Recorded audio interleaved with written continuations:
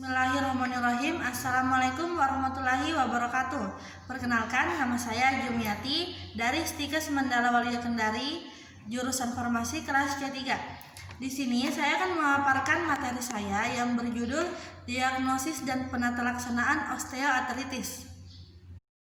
Baiklah, langsung saja saya akan memaparkan materi saya. Apa sih osteoartritis itu? Osteoartritis atau sering disingkat dengan OA merupakan artritis yang paling sering ditemukan pada masyarakat, bersifat kronis, berdampak besar dalam kehidupan masyarakat. Osteoartritis dapat terjadi dengan etiologi yang berbeda-beda, namun mengakibatkan kelainan biologis, morfologis, dan gejala klinis yang sama. Proses penyakitnya tidak hanya mengenai rawan sendi, namun juga mengenai seluruh sendi, termasuk tulang subkondral, ligamentum, kapsul, dan jaringan sinovial, serta jaringan ikat periartikular. Pada stadium lanjut, rawan sendi mengalami fibrilasi dan ulserasi yang dalam pada permukaan sendi.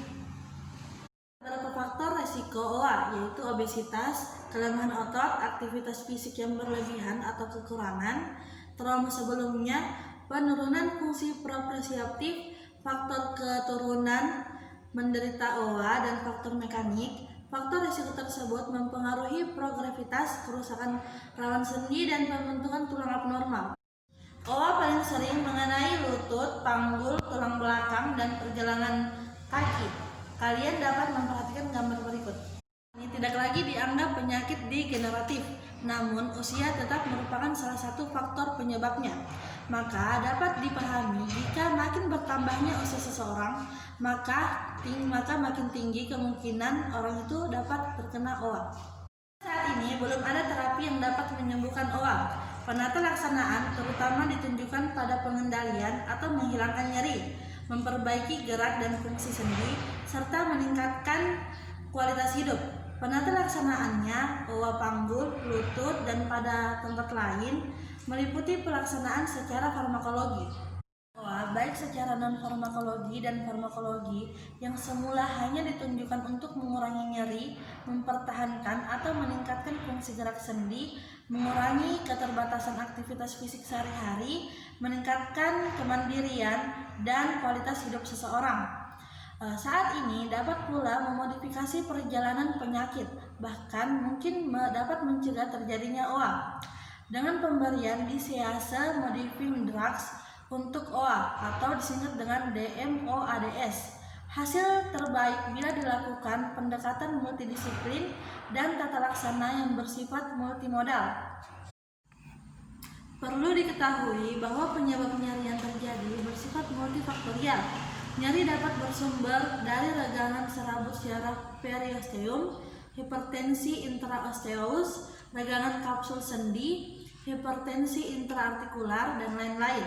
Saat ini terdapat lebih dari 50 modalitas penata laksanaan OA, baik non-farmakologi dan farmakologi. Maka diperlukan rekomendasi untuk meningkatkan efektivitas dan efisiensi penata laksanaan. Klasifikasi osteoartritis dapat dibagi menjadi dua, yaitu etiologi dan lokasi sendi yang kena. Berdasarkan etiologi, OA dapat terjadi secara primer atau idiopatik maupun sekunder. Klasifikasi OA berdasarkan etiologi dapat dibahas pada tabel berikut ini. Yang pertama ada metabolik, yang kedua kelainan anatomi atau struktur sendi, yang ketiga trauma, yang keempat inflamasi. Pada metabolik meliputi artritis kristal, yang kedua akromegali, yang ketiga akronosis, yang keempat alkaptonuria, yang kelima hemokromatis, yang terakhir penyakit Wilson. Pada kelainan anatomi atau struktur sendi meliputi selipat femoral, epipis, penyakit Blount, penyakit Lengkerte, dislokasi coxa-congenital, dan sindroma hipermobility. Pada trauma meliputi trauma sendi mayor, fraktur pada sendi atau osteonektomi, ada beda tulang, contohnya menisektomi. Yang keempat jejas kronis, lalu yang inflamasi semua artropati, inflamasi, artritis septik. Klasifikasi OA berdasarkan lokasi sendi yang terkena. Klasifikasi ini digunakan dalam penata laksanaan OA secara menyeluruh, baik secara farmakologi maupun secara non-farmakologi. Untuk kemungkinan rekomendasi ini, penanganan OA tidak hanya pada sendi, lutut, panggul, lumbai, tetapi juga dapat mengenai sendi-sendi berikut. Sendi pada OA tangan yaitu yang pertama ada nodus Heberden, ada arteritis erosit intervala, ada karpal metakarpal 1. Sedangkan pada OA lutut ada bony enlargement, ada genu valgus, ada genu varus, dan OA pada kaki ada hallux valgus, ada hallux rigidus, ada jari kontraktur, dan terakhir ada telonaviculare. Sedangkan pada OA koksa atau panggul ada yang pertama itu eksentrik atau sering disebut superior, yang kedua konsentrik aksial atau medial, ada diffus atau koksa sinilis. OA pada vertebrata yang pertama yaitu sendi apofisial, ada sendi intervertebral, ada spondylosis atau osteofit. Sedangkan OA di tempat lainnya yaitu ada glenohumeral, ada tibiotalar, ada sacroiliaca, dan ada temporomandibular. Dan OA generalisata atau sistemik meliputi 3 atau lebih daerah yang tersebut di atas. Hal-hal yang perlu diperhatikan pada OA sesuai dengan lokasi yang terkena. Yang pertama yaitu OA tangan. Dimulai pada usia 45 tahun, lebih sering mengenai sendi-sendi distal intervalak, proksimal intervalak, dan sendi karpal metakarpal 1. OA lutut mengenai kompartemen medial tibiofemoral, lateral tibiofemoral, dan bagian tempor patellar. Nyeri dan kekakuan dirasakan pada malam hari. Yang ketiga yaitu ada OA panggul atau koksa. Lebih sering ditemukan pada wanita dibandingkan pada pria, dan dapat terjadi unilateral atau bilateral. Gejala klinisnya yaitu nyeri panggul saat kita berdiri atau weight bearing dan terkait dengan antalgic gait. Nyeri terlokalisir pada butok, regio groin, dan menjalar ke bawah menuju bagian anterior. Kadang-kadang keluhan dirasakan pada lutut juga. Yang keempat ada OA vertebrata. Umumnya mengenai vertebra cervical dan lumbar, menyebabkan nyeri pada punggung atau back point disertai gejala radikular. Yang kelima OA kaki dan pergelangan kaki. Umumnya mengenai sendi metatarsofalak. Gejala klinisnya yaitu sulit berjalan dan kulit di atasnya dapat meradang, terutama bila menggunakan sepatu ketat. Dapat terjadi di bursitas. Yang keenam ada OA bahu. Jarang ditemukan, nyeri sulit dilokalisasi dan terjadi pada saat pergerakan. Keluhan terjadi pada malam hari saat pergerakan sering ditemukan. Yaitu OA siku. Jarang ditemukan, umumnya terjadi sebagai akibat dari paparan getaran berulang, trauma atau metabolic atropati. Yang terakhir, yang kedelapan itu ada OA temporomandibular, ditandai dengan crepitus, kekakuan, dan nyeri saat chewing. Gejala serupa di atas ditemukan pada sindroma disfungsi temporomandibular. Faktor risiko terjadinya OA atau progresivitas dari OA lutut, panggul, dan tangan. Kekakuan hubungan dari berbagai jenis faktor risiko. Kalian dapat melihat dari PPT yang saya buat. Kemudian kita lanjut langkah-langkah penetapan diagnosis. Pada seseorang yang dicurigai OA, direkomendasikan melakukan pemeriksaan sebagai berikut. Yang pertama yaitu anamnesis, yang kedua pemeriksaan fisik, yang ketiga pendekatan untuk menyingkirkan diagnosis lain, yang keempat pemeriksaan penunjang, dan terakhir perhatian khusus terhadap gejala klinis dan faktor yang mempengaruhi pilihan terapi atau penata laksanaan OA.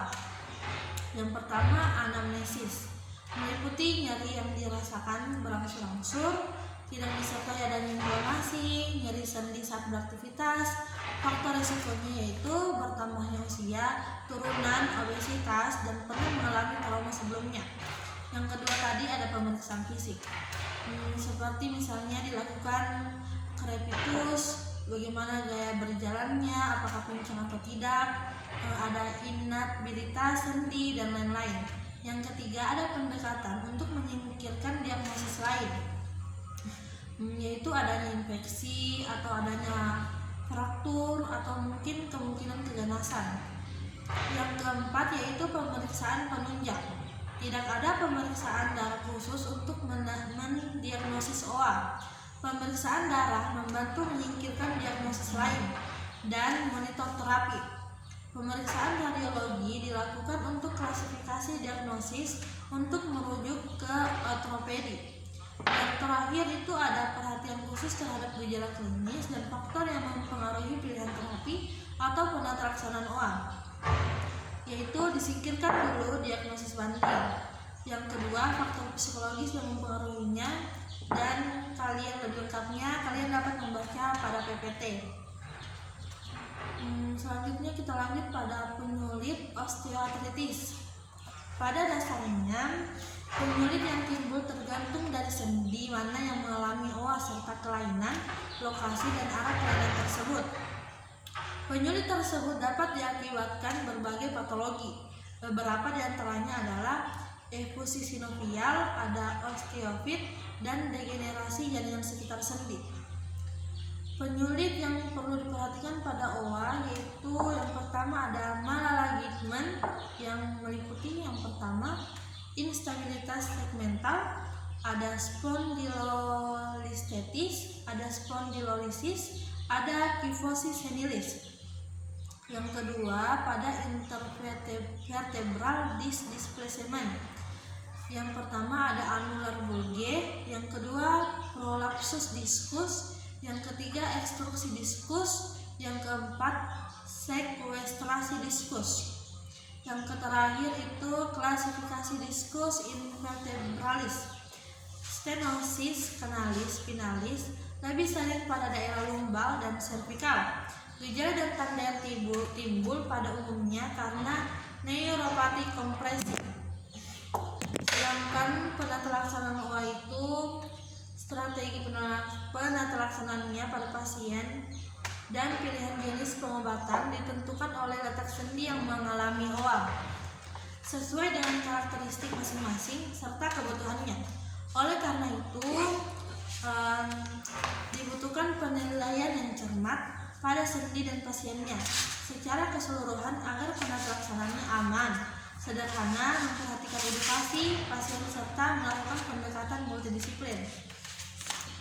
Penata laksanaan OA yang memiliki tujuan itu diantaranya yang pertama mengurangi atau mengendalikan nyeri, yang kedua mengoptimalkan fungsi gerak sendi, yang ketiga mengurangi keterbatasan aktivitas fisik sehari-hari dan meningkatkan kualitas hidup, yang keempat menghambat progresivitas penyakit, yang terakhir mencegah terjadinya komplikasi. Penata laksanaan osteoartritis dimodifikasi berdasarkan Guidelin ACR update tahun 2000. Memiliki beberapa tahap, yaitu tahap pertama terapi non farmakologi yang meliputi pertama edukasi pasien, yang kedua program penata laksanaan mandiri, yang ketiga bila berat badan berlebih program penurunan berat badan, minimal penurunan badan itu 5% dari berat badan dengan target BMI 18,5 sampai 25. Yang keempat ada program latihan aerobik. Yang kelima terapi okupasi meliputi proteksi sendi dan konservasi energi menggunakan sprint dan alat bantu gerak sendi untuk aktivitas. Tahap kedua yaitu terapi farmakologi, lebih efektif bila dikombinasikan dengan terapi non farmakologi di atas yang tadi yang saya jelaskan. Yang pertama itu pendekatan terapi awal. Terapi awal ini meliputi untuk OA dengan gejala nyeri ringan hingga sedang dapat diberikan obat acetaminophen kurang dari 4 gram per hari dan obat antiinflamasi non steroid. Yang kedua, untuk OA dengan gejala nyeri ringan hingga sedang yang memiliki risiko pada sistem pencernaan di usia di atas 60-an disertai penyakit komorbid dengan polifarmaka, riwayat ulkus peptikum, riwayat pendarahan saluran cerna, mengonsumsi obat kortikosteroid dan atau antikoagulan. Dapat diberikan obat acetaminophen kurang dari 4 gram per hari.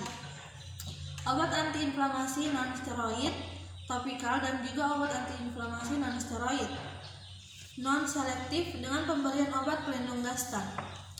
Selanjutnya, untuk nyeri sedang hingga berat dan disertai pembengkakan sendi, aspirasi dan tindakan injeksi glukokortikoid intraartikular, misalnya triamcinolone hexatonin 40 mg untuk penanganan nyeri jangka pendek, yaitu 1-3 minggu. Selain pemberian obat antiinflamasi non-steroid per oral atau disingkat dengan OAINS. Selanjutnya, pendekatan terapi alternatif. Bila dengan terapi awal tidak memberikan respon yang edukatif, maka kita akan mengambil jalan yang pertama untuk penderita dengan keluhan nyeri sedang hingga berat dan memiliki kontraindikasi pemberian COX-2 inhibitor spesifik dan OAINS, dapat diberikan tramadol 200 hingga 300 mg dalam dosis terbagi. Yang kedua, terapi intraokular seperti pemberian hyaluronan atau kortikosteroid jangka pendek, yaitu sampai 1-3 minggu pada walutut. Yang ketiga, kombinasi. Manfaat kombinasi paracetamol kodein meningkatkan efektivitas analgesik hingga 5% dibandingkan paracetamol saja. Namun efek sampingnya lebih sering terjadi. Bukti-bukti penelitian klinis menunjukkan kombinasi ini efektif untuk non-cancer related pain. Tahap terakhir yaitu indikasi untuk tindakan lebih lanjut, yaitu adanya kecurigaan atau terdapat bukti adanya artritis inflamasi. Yang kedua, adanya kecurigaan atau terdapat bukti artritis infeksi atau merupakan kasus gawat darurat. Resiko sepsis tinggi, pasien harus dirawat di rumah sakit. Evaluasi efek terapeutik dan efek samping obat. Yang pertama, ada evaluasi efek terapeutik, yaitu Langense Index dan Womack Index. Yang kedua, ada evaluasi efek samping obat, meliputi paracetamol, ada opioid, yaitu nausea, vomitus, konstipasi, retensio urin, ada mental confusion, dan ada depresi pernapasan. Efek samping obat antiinflamasi non-steroid meliputi yang pertama gastroenteropati, yaitu dispepsia, ulcerasi, pendarahan, dan kematian. Faktor risiko yang dapat meningkatkannya yaitu riwayat ulkus sebelumnya, perdarahan, gastrointestinal, dispepsia, ada intoleransi terhadap OAINS sebelumnya, pemakaian lebih dari 1 jenis OAINS, merokok, dan peminum alkohol. Yang terakhir yaitu kardiovaskular dan ginjal. Dapat berupa hipertensi, gagal jantung kongsetif, gagal ginjal hiperkalemia, faktor risiko yang meningkatkan kemungkinan terjadinya gangguan ginjal. Mungkin itu saja yang dapat saya paparkan pada materi saya kali ini. Kurang dan lebihnya mohon dimaafkan. Wassalamualaikum warahmatullahi wabarakatuh.